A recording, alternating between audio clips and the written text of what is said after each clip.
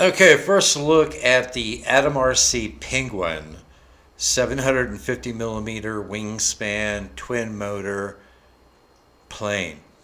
So let's try to go through this quickly. First, I'm going to go over the specifications. The wingspan is 750 millimeter. It's made out of EPP foam, which is the most durable foam I've come across so far. It has aileron and elevator control, no rudder. It has 3 S09M 9-gram metal gear servos, 2 on the ailerons, 1 on the elevator. The motor is a 2004 2400 kV. It is rated for 2S to 4S. It has a 2-blade 60-26 prop. Now, in the specifications, it states it's a 60-24 prop. The label on the props themselves state they are 60-26, not 60-24. So I want to make you aware of that. The recommended battery is a 4S 2000 to 3000 milliamp hour LiPo weighing between 200 to 300 grams.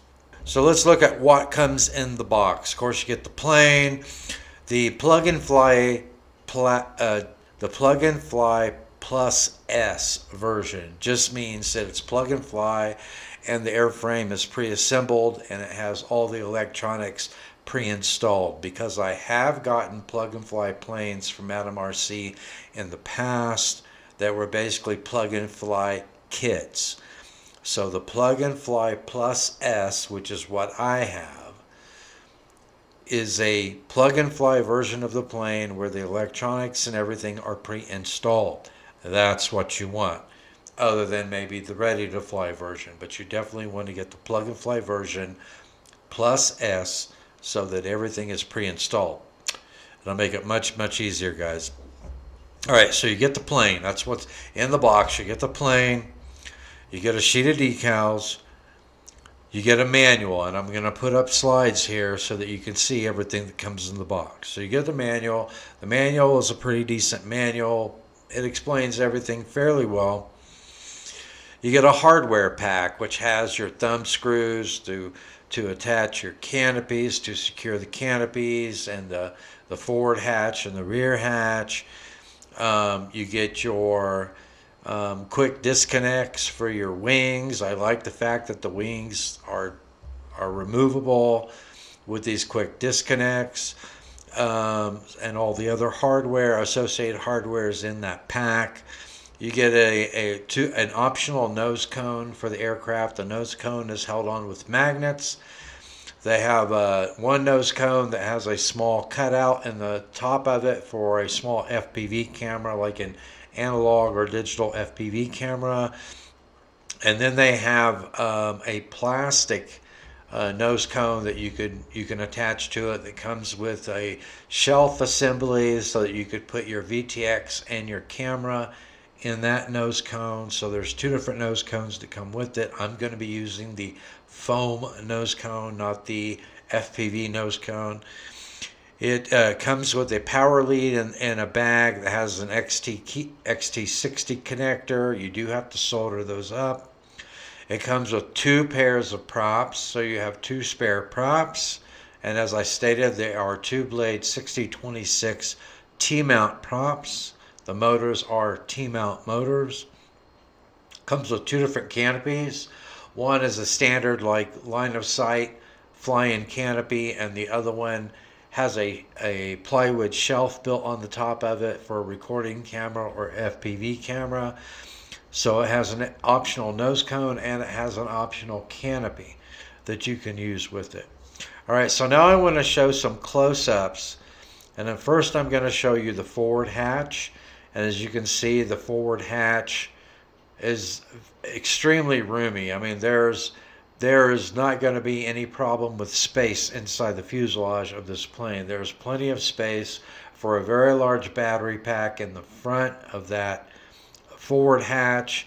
And now I'll show you a picture of the aft hatch, and you can see on the aft hatch there's plenty of space in there for your flight controller, your gyro, your receiver, If you want to put your VTX back there for your FPV camera, there's just all kinds of space inside this fuselage. You're going to have plenty of space. But if you notice the leads that are coming off the ESCs, they just have a ground wire and they have a signal wire. And I'll talk about that in a minute, but I wanted to make you aware of that. And if you look in the aft hatch, you'll see two XT30 connectors. Those are the power connectors coming off of the two ESCs.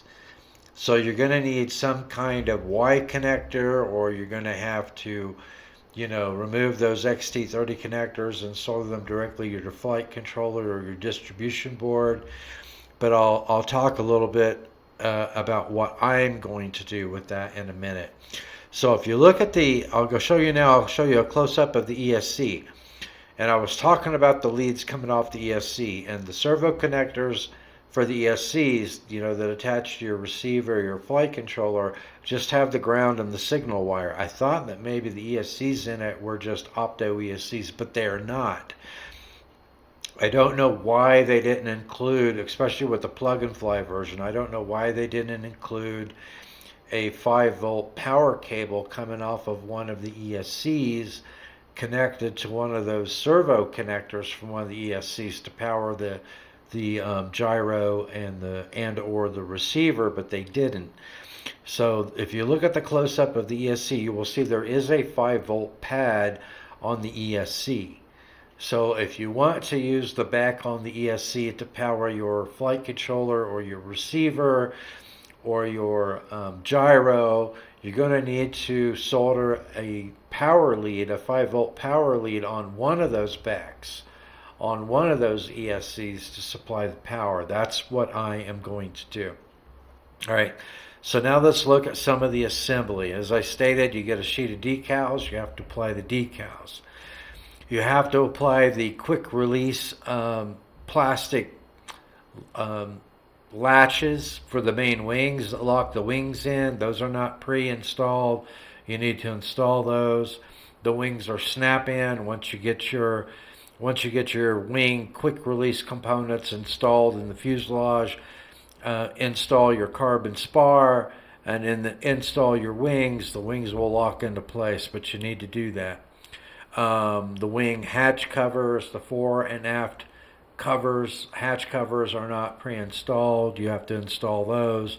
They just have a foam tab in the front and then a nylon screw with a thumb grip that lock both of the battery hatch canopy and the equipment canopy in place. Very straightforward, very well thought out. I like that. You have to install the battery strap. The vertical stabilizers are not pre-installed. They just snap in. There's no gluing is required. And other than the thumb screws to hold the canopies in, the screws used to install the quick release plastic components for the wings. There's no gluing. There's just a few screws that you have to install for different components. But in 5 or 10 minutes, you're gonna have the fuselage all assembled, the wings on it, ready to go. The nose cone. There's an optional nose cone that I showed you earlier. There is a shelf and FPV camera mount and assembly that you have to assemble that slides inside that plastic nose cone. If you want to use an FPV camera and have it mounted in that optional nose cone, everything is there for you to be able to do that. The equipment access hatch. I think I already discussed both of the access hatches. So on my notes, the ESCs have two XT30 connectors and they included a power lead with an XT60 connector. So what I am going to do is create a Y cable with an XT60 connector from my battery and two female XT30 connectors to patch into those two independent ESCs to provide power to them. That's the way I'm going to do it. And then I'm going to attach a 5-volt lead to one of the ESCs to supply 5 volts, 3 amps of power to my RadioLink Byme-A gyro that I'm going to install in it. with a WFly RF201S SBUS receiver. That's how I'm going to set mine up. Okay, and to close, I just have a few suggestions, okay? Suggestion number one, the ailerons are pretty large. The elevator's got a good sized control surface, and it's very close to the main wing. I mean, you know, it's pretty short from the leading edge of the wing to the end of the elevator. I would recommend that you tone those control surfaces down before you launch it for the first time. I'm going to tone those down significantly. You've got two hatches on the wing. You've got two access hatches. You've got two hollowed out areas in both of the main wing areas for like a GPS or a receiver. I would recommend that when you put those covers on those hatches, you tape them down. I use the decals. I use 2 decals to tape mine down because I lost one of those on another plane a while back. So I've learned my lesson. Tape those down before you launch it the first time. Though I didn't see any carbon reinforcement along the fuselage. Now the fuselage is pretty chunky.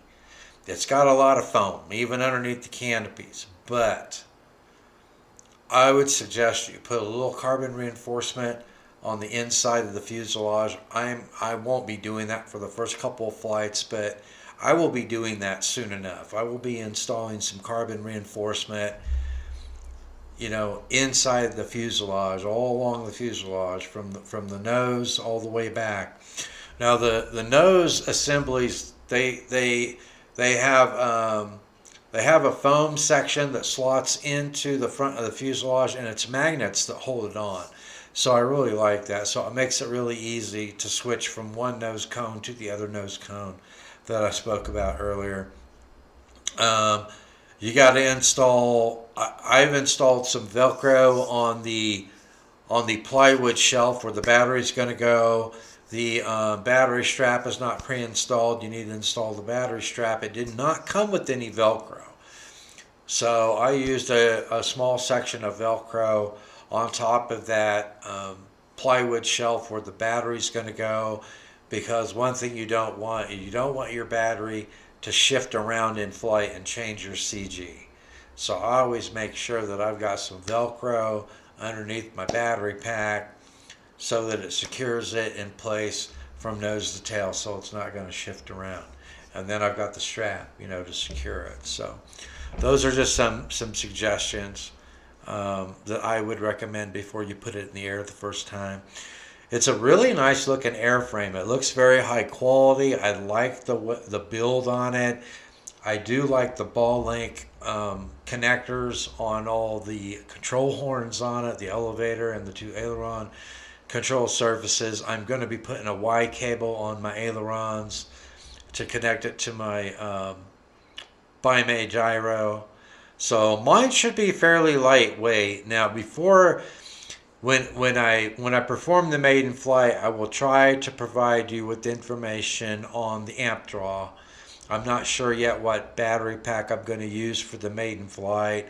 I will probably put an 1800 milliamp hour 4S in it to begin with, you know, and see how many amps that plane is drawing at full throttle with those 2 motors, just to kind of get an idea of how large of a battery I'm going to need for the amount of flight time I want to get out of it.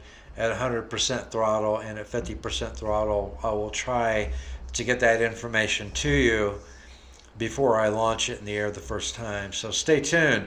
But I think it's a very cool looking plane. I love that big, huge wing plate. It looks like a wing with a jet nose on it and a tail. So I think this plane is going to fly extremely well, and I think it's going to be extremely aerobatic. And with those two 2004 2400 kV motors on 4S, this thing should accelerate vertically on the 4S LiPo. And I want to thank Banggood for sending this for review. I think it's going to be an absolutely awesome plane, so stay tuned for the maiden flight. I've got a little bit of work and programming to do on it yet, but hopefully in a week. Within the week, I'll have this thing in the air for the first time. So stay tuned. Thanks for watching, and I will see you in the air.